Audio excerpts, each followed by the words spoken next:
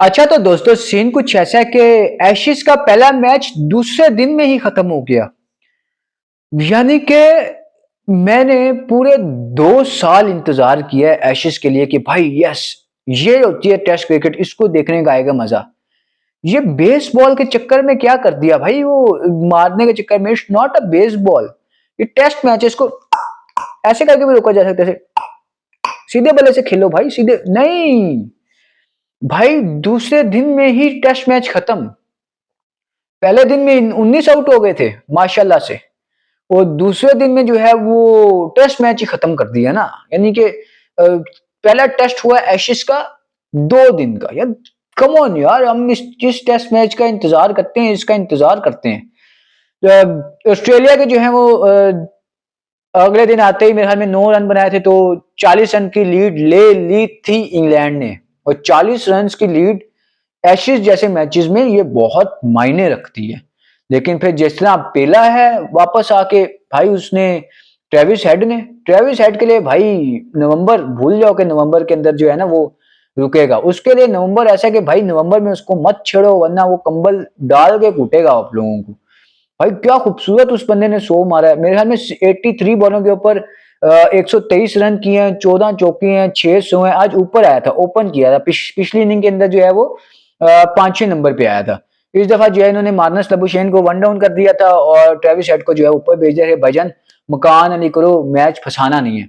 फिर वो वदरलैंड ने भी जो है वो अच्छा खासा साथ दे लिया था। पहली पार्टनरशिप जो है वो काफी अच्छी लग गई थी। 75 रन की पार्टनरशिप लग गई थी और मैंने वही कह दिया कि भाई मैच खत्म हो गया, अब मैच के अंदर कुछ बाकी बचा नहीं है। क्योंकि जो एक अग्रेसिव अप्रोच थी ना वो ऑस्ट्रेलियंस की बॉलिंग के अंदर दूसरी इनिंग में, वो इंग्लैंड की तरफ से नजर ही नहीं आई। इंग्लैंड ढीले ढीले नजर आए, पता नहीं क्यों। हालांकि पहली इनिंग के अंदर इंग्लैंड ने बहुत अच्छी बॉलिंग की थी। उधर इधर दूसरी इनिंग के अंदर आ रहे हैं तो भाई चार चार चौके लग रहे हैं बेन स्टोक्स को। ये वही बेन स्टोक्स है जिसने पहली इनिंग के अंदर 5 आउट कर रखे हैं भाई। फिर वो जोफ्रा आर्चर भी ऐसा तगड़ा आ रहा था, ब्रेंडन कार्स भी, एटकिंसन भी, ये सारे इतने तगड़े आ रहे थे। लेकिन पता नहीं क्यों ये लोग जो है मैच हार गए और दूसरे दिन के अंदर ही मैच खत्म हो गया। भाई बेसबॉल क्या कर रहे हो भाई, 5 दिन का होता है टेस्ट, 5 दिन का, 2 दिन का नहीं होता, 5 दिन का होता है। तो सीधे बल्ले से खेलो, सीधे बल्ले से। ऐसे ऐसे भी खेला जा सकता है, ऐसे शाम सुकून से सीधे सीधे बल्ले से। लेकिन नहीं, मारेंगे, मार के खेलेंगे। वो पिछले मैच में ब्रूक्स से लगे थे, ब्रूक्स ने कहा ओहो मैं इस मैच पे भी मारूंगा, इस मैच में भी मारने के चक्करों में जो है वो पकड़ा गए। एज एज लगवाया, मेरे हमें स्लिप लगी है उसकी और वो भी चल दी है। पिछले मैच में उन्होंने एक 50 किया था और इस मैच के अंदर वो भी नहीं कर सके। कितनी शर्म वाली बात है यार। मैंने पूरा पूरे 2 साल इंतजार करता हूँ भाई मैं, क्योंकि मैं इतना इंडिया वर्सेस पाकिस्तान की मैचेस का इंतजार नहीं करता, क्योंकि वो होते हैं एक। और मैं कहता चलो एक आ गया खैर है। ये एक पूरा टूर्नामेंट है भाई, एक पूरी सीरीज है जिसके अंदर बाद में इन लोग ओडीआई भी खेलते हैं, मेरे ख्याल में T20 भी खेलते हैं। तो ये एक पूरा पैकेज मिलता है हमें देखने को, और मैं इस पैकेज का इंतजार करता हूँ। क्योंकि यहाँ पे ना जो सबसे अच्छी बात है ना वो है क्राउड की।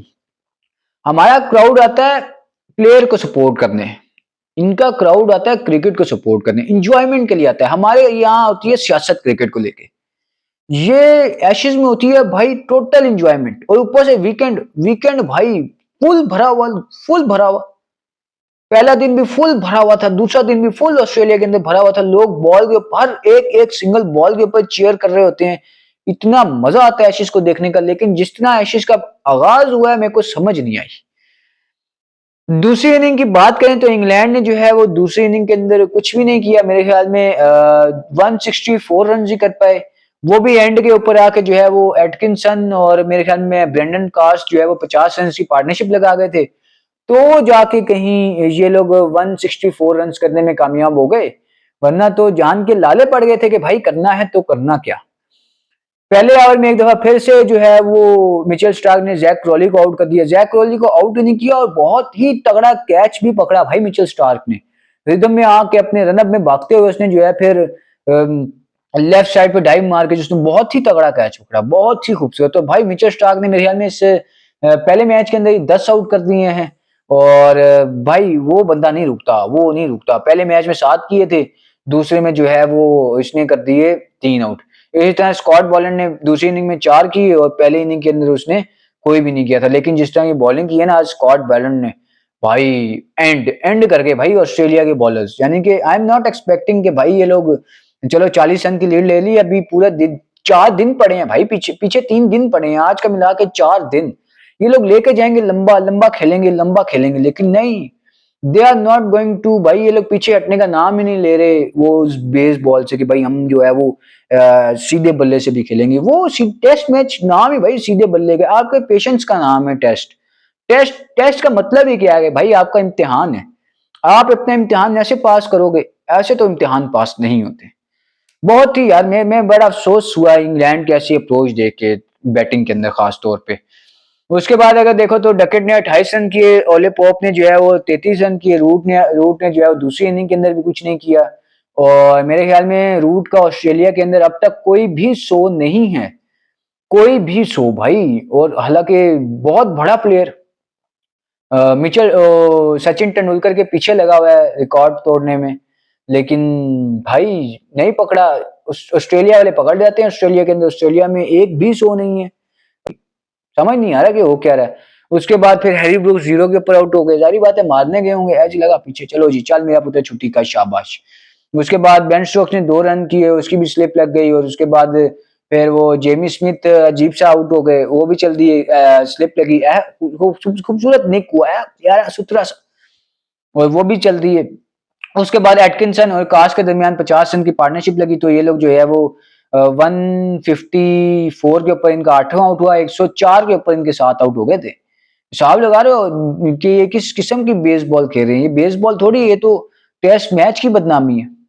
वो उस बंदे ने सही लिखा था ना कि इंग्लैंड की जो टेस्ट क्रिकेट है वो अब खत्म हो गई है, तबाह हो गई है, मर गई है, रेस्ट इन पीस भाई। तो ये तो वही नजर आ रहा है कि कहाँ कहाँ को लेके जा रहे हो। एक टाइम था कि ऑस्ट्रेलिया के लिए हराना मुश्किल होता था इंग्लैंड को, आज इंग्लैंड के लिए मुश्किल बना हुआ है कि यार ऑस्ट्रेलिया को कैसे हराना है। वो बेशक फिर इंग्लैंड में आके खेल जाते हैं, या वो अपने घर में खेल जाते हैं, वो कहीं पे भी पेल के चले जाते हैं इंग्लैंड को।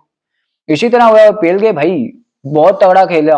वो बॉलिंग के अंदर जो है मिचेल स्टार्क ने 3 आउट किए, स्कॉट बॉलर ने 4 आउट किए, और डॉजेट ने जो है वो 3 आउट किए। डॉजेट ने पहली इनिंग के अंदर भी मेरे ख्याल में 2 आउट किए थे, तो 5 आउट जो है वो एक इनिंग के अंदर इसने भी ले लिया, और 10 विकेट हॉल जो है वो मिचेल स्टार्क ले गए। बैटिंग की बात करें तो भाई उन्होंने खड़े होने नहीं दिया इंग्लैंड के बॉलर को, भाई बिल्कुल ही 75 रन के ऊपर पहला आउट हुआ, और उसके बाद फिर उसने मारना शुरू किया हुआ था ट्रेविस हेड ने।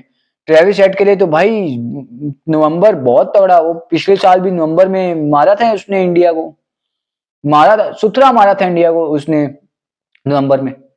और आज फिर 100 मारा भाई उसने, 123 रन किए हैं 205 में से, 205 करने 205 किए ऑस्ट्रेलियन में से 123 रन तो हैं वो सिर्फ इसकी हैं, और 16 चौके हैं, 4 चौके हैं। क्या बात करूं भाई मैं उस बंदे की, वो एक अनऑर्थोडॉक्स सा प्लेयर है, ना कोई शेर है, ना कोई मत्था है, ना उसका सर बॉल के ऊपर आता है, ना उसका पैर पूरे वो चल चल के मारा होता है, कट जो है वो किसी भी तरीके से मारा होता है, ऑफ साइड पे खेलना होता है लेग वॉलीबॉल को तो ऐसे वो बल्ला हल्का सा रख देता है।